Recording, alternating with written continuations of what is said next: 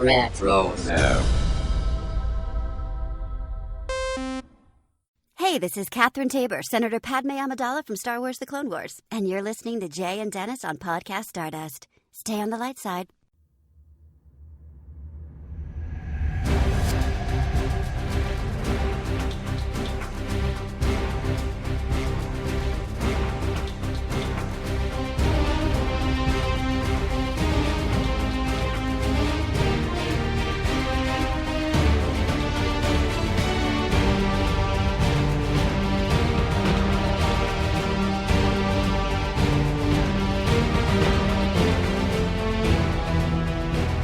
Welcome to Podcast Stardust. This is the fully armed and operational podcast dedicated to Star Wars news, reviews, and discussion. I'm Dennis Keithley.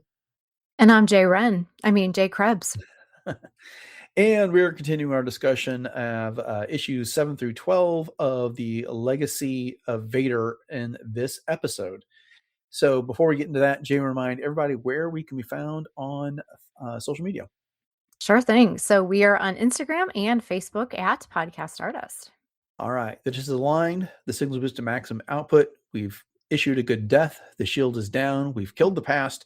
And we are now broadcasting to the galaxy. So if you listened to our last episode, you know what all those other references were for. But again, we're going to continue with our discussion of Legacy of Vader. We're really looking at the last three issues, 10, 11, and 12. And this one. And Jay, it's really about these last three issues are the climax of the story. This is about Kylo Ren returning to Mustafar. And he's basically had it. He's done with whatever manipulation that Vaneé has tried to put him through. He's decided that this whole issue about killing the past, it's coming to a head, and he's going to deal with it here. So before we get into specifics, what was your overall thoughts, impressions, reaction to these last three issues? What a ride. And Kylo definitely needs to lay down on a couch and talk about things. Because there's a lot of stuff going on here. And, you know, like we were talking about with the last episode and the previous three issues as well, I do have a lot of unanswered questions just kind of floating around in my own brain pan about what some of the implications of these things are. And also it kind of changes in some ways the way that I look at Kylo Ren, which I'm not sure. I haven't decided yet if that's a good thing or if it's a not so good thing. But these are jam-packed. There's a lot to go through and unpack here for sure. Right. So yeah, I can't get enough of this series. I've said it before, I'll say it again. Charles Soule is one of my favorite Star Wars writers when it comes to books, comics, whatever. He knows Star Wars. He knows the characters. And sometimes I think he knows what's going on better than the people who originally wrote these people themselves. And so this was an incredible exploration of this character and some of the questions that were presented by the Last Jedi and kind of answered in The Rise of Skywalker, but this is more satisfying in my opinion. So we'll get into the reasons why as we go.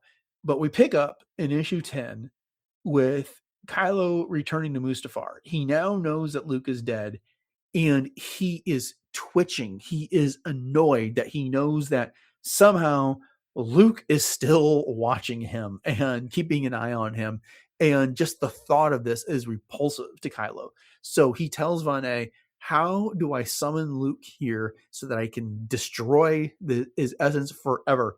And Vané's like, well, I didn't really have access to those notes. You know, it's like Vader died, the Emperor died, and then I was able to look up stuff. But, you know, I cleaned the palace, but Vader didn't share his techniques with me. And what's left unsaid is like, Vaneé would have understood them anyway, because he was not a Sith. He was not a Jedi. He was not Force sensitive, but he is enamored with Vader and he's trying to get on with Vader's legacy. He's trying to promote that legacy here. And so that's why he's doing everything he is with Kylo in this situation, which goes off the deep end here in a minute. But anyway, what do you think about this whole thing that Kylo's like, I want Luke's ghost and I want to destroy it? Well, here's the thing. I mean, yeah, as we said, Charles Soule turns this entire story on its head from what we've come to know as far as the facts and figures, if you will. But it's more of like what what happens when someone mistakes another person's legacy for their own? Right. And, and so he's obsessed with getting Luke off the map, but it's like, dude, you just found out that he is gone. So why are you holding on to this? And you should be, if your true focus is desperately wanting to become like Vader, then why are you hanging on to this? I So it's Yeah. I think the answer to that question is this, is that back in The Force Awakens, when we were introduced to Kylo Ren, what was the very first scene? It was Poe Dameron showing up and Laura Santeca giving him a map to Luke Skywalker. That is what Kylo Ren wanted. He wanted to find Luke and destroy him. And I appreciate this aspect of it, is that, what we know now and what we're going to find out over the course of these 3 issues is that Kylo is destroying everything that he's tied to right now. Leia, Han, whatever it is, he's been, he talks about there's been these expectations for him ever since he was 3 years old. And he's always been whatever he wants to be. That's the revelation he comes to later. And we'll put a pin in that because that's really important. But he wanted to destroy Luke himself. I think some of that is tied into what we learned in The Last Jedi, which is that, Luke is like, I looked down on Kylo while he was sleeping and I could sense the darknesses in his heart and I couldn't risk him becoming the next Vader. So in a moment of weakness, he nearly killed Kylo in that moment. Kylo woke up, everything went south. And, what's left not said in these comics, I think there's resentment. There's a revenge aspect for this, is that you tried to get me in a moment of weakness. I'm going to take you down in a moment of strength in this era. And he wanted that map. He wanted the map to Luke. He wanted to go track down Luke and kill him. And it's got to be gnawing at his soul that when he thought he was fighting Luke on Crate at the end of The Last Jedi, he did that charge. He swung his lightsaber through Luke, and Luke didn't die. He just disappeared with a smirk on his face. See you around, kid. Right there. He's unsatisfied in this moment. He wants to get that killing blow of Luke. And, he later we're going to find out, he's like, tell me who it was that did it so I can find this person and ask what it was like to see you die. He doesn't understand how it is that Luke died, but he needs closure on this aspect of his life. Yeah, and it's almost like Ben Solo is haunting Kylo Ren because he's, you know what I mean? Like there's this, he's not afraid of the light side so much as I think he is just succumbing to that version of him that he's never really been able to come to terms with. But here's what the craziest thing is about this whole thing for me, Dennis, and this just, as we get forward with everything with Vaneé, it put the exclamation point on it for me, is I had this epiphany that here is Kylo Ren / Ben Solo wanting so much to be like Vader, when in the end, what did Vader do with Luke? He didn't kill him. He saved him. You know what I mean? Like he spared him, and Luke was the one that ended up saving him. So it's just such a weird juxtaposition to what, and again, like I said, what Kylo Ren thinks his legacy is and who he thinks Vader is and who he really was, which is like, right. I think there is a huge, huge difference here, though, that when we meet Luke, he's Luke Skywalker. He has no idea that he's got the legacy that he has. He does not know that he's the son of Anakin Skywalker, Jedi General from the Clone Wars, that Anakin Skywalker became Darth Vader, that Darth Vader, he knows he kind of hears who Darth Vader is. It's kind of unsaid, but the big boogeyman of the galaxy, he doesn't know that he's his dad. And when he finds this out, Luke is all about, there's good in him. I can sense it. I can save him. Meanwhile, Kylo has a much better idea of what his identity, what his legacy is. His mother and his father are heroes from the Galactic Civil War. He knows that his father is Darth Vader, this man that was super powerful in the Force and destroyed the Jedi. We still don't have all the pieces as to why exactly there was this wedge. What was it that allowed Snoke to sink his claws into Kylo? We get hints of that in the rise of Kylo Ren, but something poisoned his heart, became dark side, and maybe it was resentment of this notion that he has legacy, that he's got these shoes to fill. Hard to say. That's why when last Mm-hmm. episode said we could use a psychologist to help us out with these things. Yes. But at any rate, and now, Luke got to handle his own legacy with Vader. He saved Vader in this situation. Kylo, in the meantime, this is an open issue for him. He didn't destroy Luke. That's still hanging out there. And what he was wanting to do, and what ends up being a big deal in this, it's barely gets like a panel's worth of mention in the last 3 issues here, is that Kylo's trying to destroy enough stuff for the part of his past in the hopes that the Jedi girl will take his hand when he offers it next time. Yeah. So, there's this unfinished business here. There's this resentment that's built up in Kylo, and there's no closure for there when it comes to Luke. Yeah, and it's done so well because there's just so much conflict and it's still, unresolved, obviously. But Right.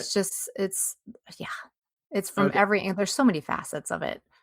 Yeah, there's some things in this discussion that are going to get the short end of the straw because there's so much to talk about in these last 3 issues, and we've only got about 45 minutes to do it. But he goes to Vader's vault, and he wants to enter it. Vaneé tells him, he asks Vaneé what's in there, and Van's like, I don't know. I can't go in because I'm not part of Vader's bloodline. You can go in.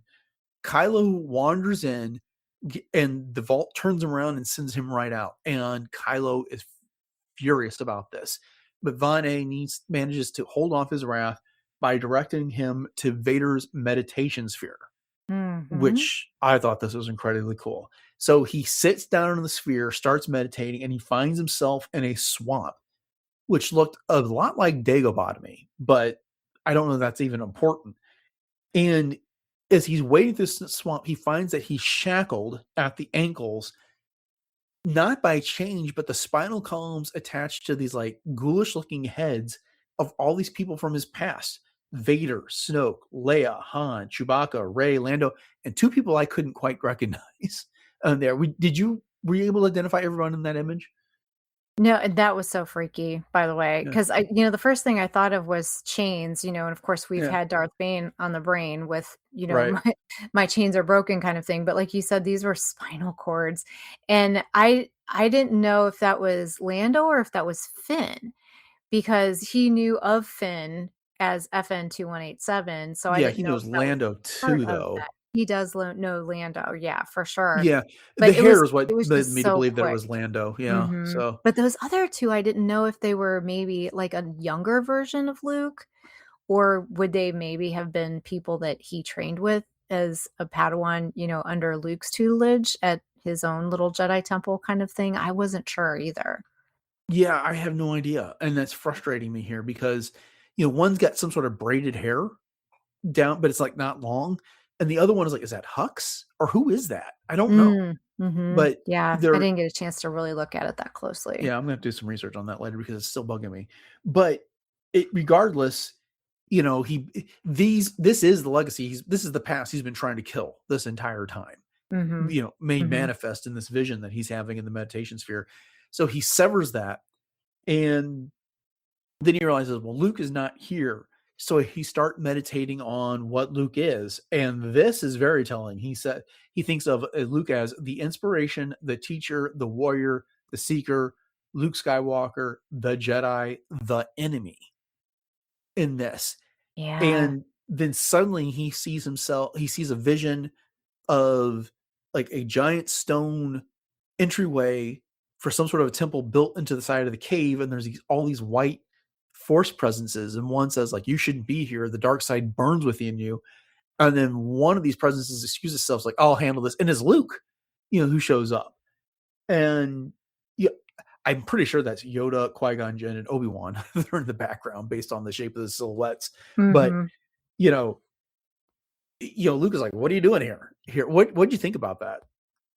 Yeah, so with that, of course, Luke is Luke, and he's just really, snarky kind of thing, which is great because that just keeps with everything that we've seen of him. But to me, what that's saying is that obviously there has to be some kernel of good in him in order to be able to really reach that level of the Force ghost heaven, if you will, kind of Sure. manifestation, because obviously that was, as you said, like, what are you doing here? How can you be here? The dark side just burns within you. So how is this even possible? And so I just thought that that was a really cool touch. Yeah. Well, and Luke even points that out to him. Is like, how do you think you got here? Maybe you should reflect on that. But Yeah. Kylo just doesn't waste any time. It's like, who killed you? And Luke responds, he's like, tell me so I can go tell them and ask them what it was like to see you die. What your last And moments were. suffer. Yeah. Right. And then Luke's response, like, no one did. I sacrificed myself for my friends, my family, everyone in the galaxy. That's what my life is for. What's your life for? And Kylo gets so mad about this. Is like, Mhm. quit trying to be my teacher. It's like, Yep. you wanted to make me into you. It didn't happen. You lost. Accept it. Leave me alone. But the thing is that is is that really what's happening? That Luke is haunting Kylo? I mean, I know at the end of The Last Jedi, Luke's force presence that he projected across the galaxy winks at Kylo and says, see you around, kid, and this like that. But there's no other indication that Luke is actually floating around, as a force ghost tormenting Kylo there. It is, I think Kylo is really projecting here. It's the, I don't, I'm trying, look at what he just said when he was trying to find Luke, the inspiration, the teacher, the warrior, the seeker. Kylo is denying or, is kind of in denial that those are things that he actually admires, in my opinion. That's how Mhm. he was able to find this force ghost of Luke. And he doesn't want those things. He's trying to forge his own legacy. So he's telling Luke to get away. But, how do you tell the memories of your deceased ancestors to go away? This is on Kylo, not Luke. Oh, for sure. And not only that, but yeah, I feel like saying to Kylo, you're the one that keeps seeking him out. You're the one Right. that wants to destroy him. And then you're coming back with, leave me alone. Well, hello. That's kind of like annoying someone. And then when they lash back at you, like, oh, stop touching me, kind of thing. But I think, just a quick aside, when Luke said that, see you around, kid, I think he was kind of hinting that eventually Kylo would make it back to being Ben Solo and that, someday they would be on that same level. Oh, I think it's double entendre in that regard, right? It's the Oh, yeah. yeah, it's the, you may come back around to the light side, but if not, I think Luke knew in that moment that your inability to destroy me in this moment is going to haunt you.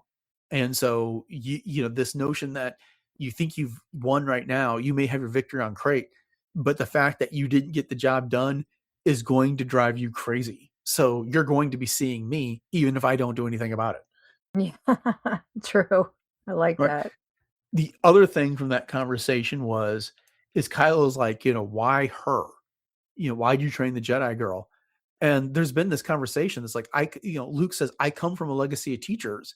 She wanted to learn. Mhm. And so I think that says a lot as well that, Kylo is resentful that in the end, even after, and it's very paradoxical in this sense that Luke wanted to train Ben until he sent all that darkness in Ben, and then he nearly killed him in a moment of weakness, as Luke would say. But then later, Rey showed up, eager to learn, eager to bring Luke back to the Resistance to help save the galaxy, and he resisted it. But eventually, her eagerness got through to him. That the notion that she presented to him was like, you're only hope, you're our hope, but now I'm going to turn to Ben in this regard. That got through to Luke. That and then and it shines through in the Rise of Skywalker, where she is destroying the TIE fighter that she used to get there. She's hurling rocks and she's about to throw in the Skywalker lightsaber, and he emerges from the Force and catches it and says, "What are you doing?" Mhm. And when she confronts him with everything, he says, like, I was wrong. And so, we kind of see Luke's turn amplified here.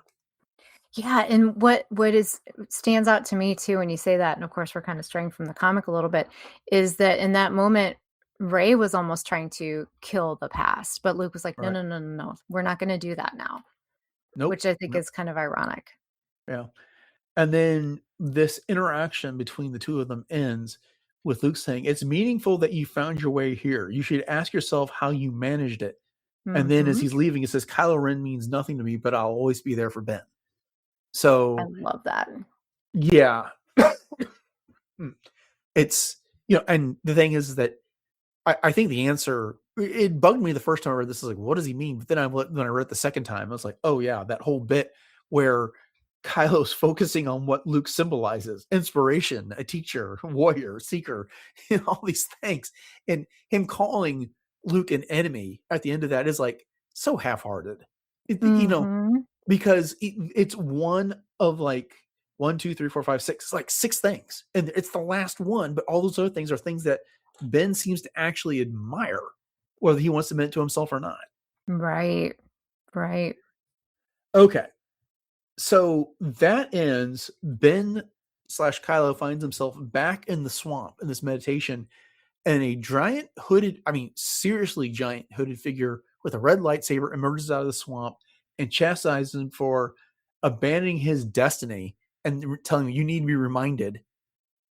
And the next thing we see is that the fourth meditation, or the meditation sphere rather, is opening up and Kylo is wounded, stumbling out of it. I don't know what this is, Jay. Do you have any thoughts? The only thing that I could think of is that it represents the shadow that they were referring to with the Knights of Ren, and that this is this presence that he's attuned to, and obviously Tava Ren was attuned to. But I feel like it might be even bigger than that. It might just represent his entire, legacy as he's been trying to chase it down, coming back to haunt him. Yeah. Thinking about this on the fly here, the thing that occurs to me is that, Luke has just said to him, you managed to come here. This is where beings that were following the light side of the Force, I'm putting words in Luke's mouth, reside in the afterlife. How did you manage this?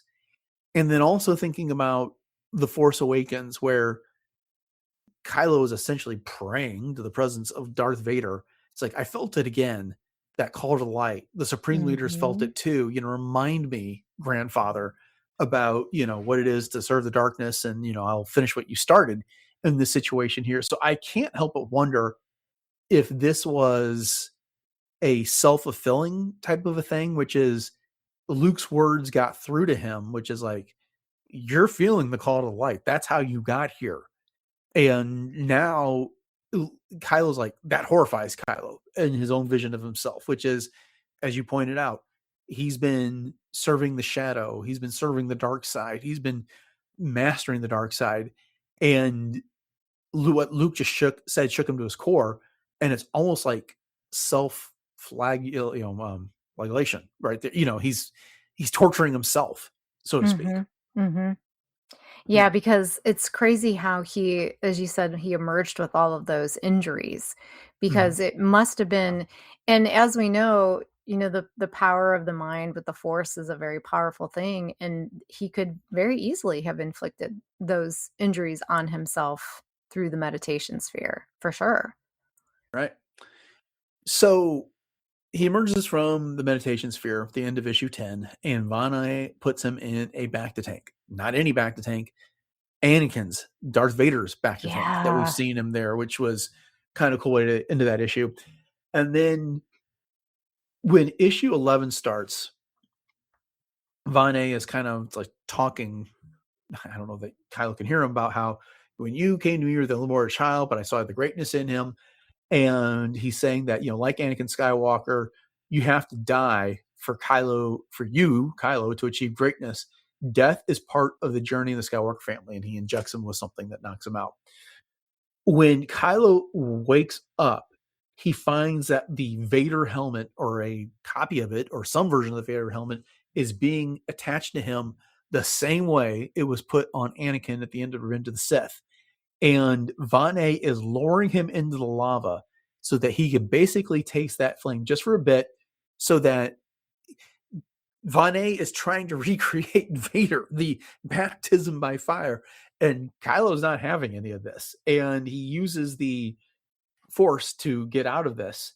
But between all this, when, Kylo gets out of the platform that's lowering him down to lava, and he's running after Vaneé, who's removed himself, Vaneé is explaining that the galaxy needs Vader, that even though he couldn't be everywhere at once, wherever he showed up, he brought order. He brought to the chaos that's going on, and that Kylo is his legacy, and he needs to be that. But now Vaneé has essentially decided, well, Kylo's not going to fill that, so he's going to kill him off on this type of thing. And we get this nice little video game type sequence of all the traps that Kylo's evading while he's touching down Vaneé. But this was something. What did you think? Well, first lesson, never trust a floating head in a fishbowl that's half crazed, right? Right. But I think it boils down to Vaneé worshipped Vader. For all of those years, he was not just his servant, but he was like his, his minion, I guess you could say, but he worshiped him. But I don't think he honestly worshiped the man that Vader was. He worshiped the myth. And so I think that that's where he's coming to, Kylo with this. And I think he believed that Vader did want the immortality through darkness, through the dark things that he did. But yeah, I just think that for him to try to baptize Kylo Ren by fire and putting him through the same, sorts of things that Anakin went through is just psycho. I mean, it's literally just psycho. It's right out of a horror movie that, 100%. that Yes. the victim becomes their own, the source of, because they put themselves into that position, you almost be careful what you wish for kind of thing. Right. I think this is where Vané's plan was a bridge too far. In that, it was one thing for him to take Kylo to Tatooine, take him to Naboo, let him try and participate in a mini version of Order 66 so that he could walk Vader's path and see the things that forged Vader, how his history made him who he was. It gave him the power to draw back on past experiences and get power from that. It was another to say, okay, now I'm going to dip you in the lava so that I can create another Vader type monster. What? No, that's not necessarily, there's key elements missing all of this. It was Anakin, when he fell to the dark side, it was, as Vaneé said in this issue, that Anakin made choices that he defied. He chose to become a Jedi when he was a slave. And so he defied his masters at that point. Then he defied the Jedi Order to marry Padme. He saw what he wanted to be and took whatever action it took to do those things. And that's when he was demonstrating his power. In this notion that, well, if your body gets burned up and scarred and I put you in an iron lung type of a suit and this, that, and the other, that that's missing the point of Vader's journey. That's kind of just a shortcut at the end that Vaneé is trying to take. And, the point, and then Vané's pleading, it's like, everything I did was trying to help you realize your potential. And then Kylo responds to that, I've been hearing about my potential since 3 years old. I've always been everything that I needed to be. And Vané's like, yes, that's the thing I've been trying to teach you this entire time. It's like, well, you did a lousy job. If that's the case. For sure. Well, and here's the thing. I mean, all of those things that you just said, when Vader said, I made these decisions and I defied this and I defied that. Well, Vader became powerful in a large part because of conviction, right? Right. And the tragedy with Kylo Ren is that he has rage, but he doesn't have conviction. Because think about it. I mean, he's changed his goals at pretty much every stage of what he's been going through. So he originally, back in The Force Awakens, he wanted to finish what Vader started. Then he wanted to kill the past. Then he wanted to destroy the Jedi. Then he wanted to become Supreme Leader. And then now he's trying to destroy Vader's castle, but learn Vader's secrets. And so it's kind of like he never really knows what he wants. But even at his worst, Vader had purpose. Right. You know what I mean? And Kylo doesn't have that. And it's just not the same. Right. So that gets us into Kylo basically puts Vaneé out of his misery. He disconnects the head component from the robot body, and Vané's pleading with him and trying to tell him that everything I did is in your greatest interest. And then that's when Kylo finally gets rid of Vaneé. So I guess no more stories about Vaneé from this point forward. Yeah. And then he goes back to Vader's vault and he walks in, and he's told when he gets there that, he encounters a vision of Vader, and Vader basically says, "This place is true. The only thing you're going to hear in this are the voices that you bring with you," which I thought was a neat reflection on of the cave from Dagobah. That, when Luke says what's in there, and Yoda says only what you take with you in this situation. It's a similar type of. This is a Force nexus of sorts that Kylo is going to experience whatever he brings with him in this situation, and there's going to be a truth that's revealed. And on Dagobah with Luke, it was that if you take these shortcuts and you're clumsy in your confrontation with Vader, then you risk falling to the dark side as well. Kylo's just bringing himself and who he is into this vault in this situation. So he attempts to fight this personification of Vader only to have that image of Vader remove his helmet and reveal Kylo Ren underneath, which again, another piece of symmetry with The Empire Strikes Back and Dagobah. And then that Kylo that was wearing the Vader costume is the light side version. It's Ben Solo there. And Ben is delivering truths to him. And he says, like, but there's nothing to take here. There's something to learn, that, you've been trying to kill the past, and you've killed every connection that you've had and every family member. So you've gone so far back you've gone to Vader to try and find a connection. And, Vader had reasons for it. He did. Kylo, you're just an explosion. You're afraid of going forward, of having no future because you ruined everything that you've ever done. That's why you're obsessed about the past and killing it. If you could erase it, then maybe the Jedi girl would have taken your hand, is what that comes down to. And then he goes on to say, you can't kill the past. You already know that. It's the truth you can't escape. And that, I think, is why you are so scared. And he tells him to quit looking back and start making his own choices in this regard. It's one amazing confrontation. Oh, for sure. And I mean, just the way that each of them are drawn, where Kylo Ren just looks so weathered, and you could just tell that the dark side is just sucking the life out of him. And then when you see him as Ben Solo, he just looks young and refreshed, and and what I appreciate about this is that a couple things actually is obviously it's kind of like the dark side inversion of Luke entering the cave on Dagobah, obviously.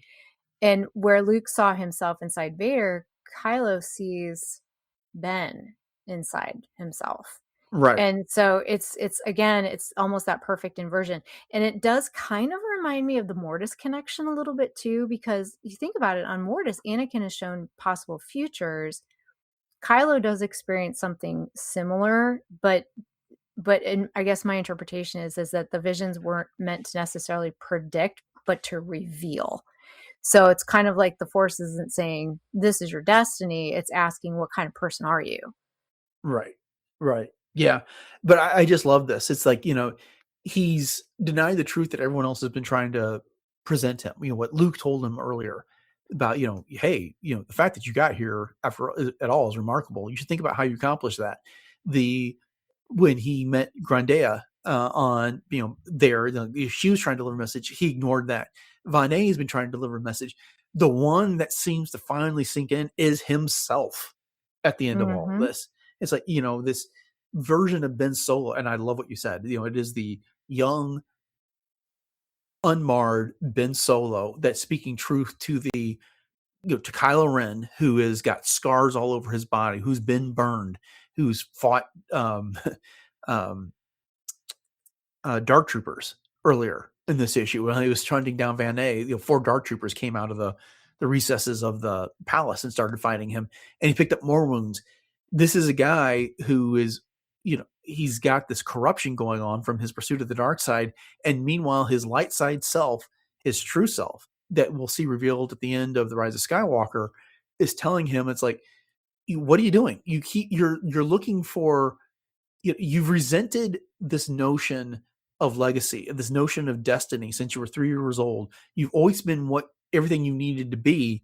And so you're killing off everything that is from that past so that you can forge your own way. But the mistake you're making is you're trying to forge your own way by looking backwards. Mm-hmm. Forge your own way by going forward. Make your own decisions. Yeah, And for sure. right. So, And I think it ends in kind of an oddly hopeful way because it's finally making him ask the right questions instead of how do I become Vader? He's starting to ask, who am I? right. And Exactly. that's huge. Yeah. And this whole thing has a profound impact for him because he leaves the vault and we get these 3 panels at the very end of the issue where, and it's kind of like him stumbling out of the palace. It says the rain ends, the fall begins, Kylo Ren return, and we just like see him seemingly plummet towards the lava. And so, we know he doesn't die there because we see him in the Rise of Skywalker, but there's going to be more of the story between here and the Rise of Skywalker coming in the fall of Kylo Ren. Mm-hmm. Yeah, for sure. Ugh, I so love this good. series. Me Yeah. too. Yeah, I was so hooked, line and sinkered into this that so much more than I thought it would be. Like, I knew I was gonna like it just because, I liked the storyline and I wanted to know more, but this whole dive into the psychology of what makes Kylo Ren believe that he needed to become Vader and, the legacy and the whole kill the past thing. And, just the fact that this actually makes the connection to his redemption in the Rise of Skywalker, if you want to call it a redemption, even cooler because it's Yeah. it's that idea that he's finally understanding himself maybe, and that's huge. That is so, so huge. But I have Yeah. to ask you, just backtracking real quick before I forget to ask you this question or Sure. talk about this. So the panels where Kylo Ren grabs that lightsaber when he's Oh, and it was yes. green. Uh-huh. First of all, it was green, so where did that come from? And then he bleeds it on the spot. Yeah. That I was so was like, cool. "Whoa, that is Yeah. big." I'm glad you brought that up. I put that in the notes and I forgot to address it there. But yeah, it's part of Vader's collection of lightsabers, right? That he's picked up from Jedi that he's killed along the way. And he's defending himself from those dark troopers. And he summons the lightsaber. It's green, but like in mid swing, he bleeds the thing. And not only that, he cracks the crystal. And so you get, someone to his own lightsaber and he just kind of goes, eh. It's just Yeah. like kind of to him proving who he is. To me, that was more symbolic of, and I think looking at it in the context of this final back half of this issue, which is this is a kid carrying around a lot of trauma there. Mhm. And even as he's finding his way back to the light, he's not quite there yet. And he's acting out of anger. He's acting out of fear. And I think it's also, he's not complete. He hasn't had the interaction yet with his own light side self, but he's clinging to this. This is what's giving him power right now. This is how he's dealing with the galaxy. And so him bleeding it there on the spot is really an act of desperation more than anything. Oh, yeah, I agree. Do you have any idea, like, if there was any specific Jedi that that particular hilt belonged to? I did not recognize it. So Okay. that's not to say that it wasn't a Mhm. specific lightsaber for someone we know already, but it wasn't Mhm. one that I recognized on the spot. Okay. Yeah, because I didn't either. I just didn't know if you did. Yeah, but that was such a cool moment. I mean, Oh, yeah. it's interesting because when we talked about this in the um last book that Christopher wrote about Vader, Mhm. and there's the Charles Soule Darth Vader series, which shows him bleeding his first kyber crystal and how that crystal completely rebelled against him and how much of an effort it took for him to do it. That being Anakin as Darth Vader, and then by comparison, you get oh shoot, what were the names of the twins in the Acolyte? The one Mm. basically pulls up her master's lightsaber and bleeds it right there on the spot. Mhm. Similarly, in Jedi Survivor, the Old Republic Jedi pulls his kyber crystal out of the lightsaber and bleeds it right there in front of Cal Kestis and stuff. Mhm. So yeah, and now Ben, subconsciously bleeds one in the middle of combat. So it's interesting. I think that says a lot about Anakin and being the chosen one and his position within the hierarchy of the Force, why it was an issue for him and not everybody else.